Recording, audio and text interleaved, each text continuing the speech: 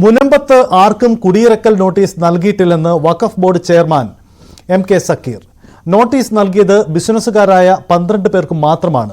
12 പേർക്ക് നോട്ടീസ് നൽകിയത് 1000 എന്ന് പ്രചരിപ്പിക്കുന്നത് ഗൂഢാലോചനയാണ്. കുടിയിറക്കുമെന്ന പ്രചരണമുണ്ടായത് എങ്ങനെയാണെന്നറിയില്ല. ജുഡീഷ്യൽ കമ്മീഷനെ നിയമിച്ച തീരുമാനം സ്വാഗതം ചെയ്യുന്നുവെന്നും എം കെ സക്കീർ പറഞ്ഞു.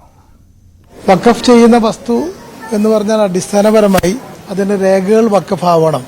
ഡോക്യുമെന്റിലൂടെ ബോധ്യപ്പെട്ട് പരിശോധിച്ചല്ലാതെ ഒരു വസ്തുവും വഖഫാകുന്നില്ല. വല്ല കയ്യേറ്റങ്ങളോ അല്ലെങ്കിൽ തെറ്റായ മാർഗത്തിലൂടെ വസ്തു വെച്ചിട്ടുണ്ടെങ്കിൽ അതിന് നോട്ടീസ് അയക്കുന്നത് സ്വാഭാവികമാണ്. അതിന് മറുപടി എന്നോണം എന്തെങ്കിലും അവകാശങ്ങൾ സ്ഥാപിക്കപ്പെടാനുണ്ടെങ്കിൽ സ്ഥാപിക്കാം.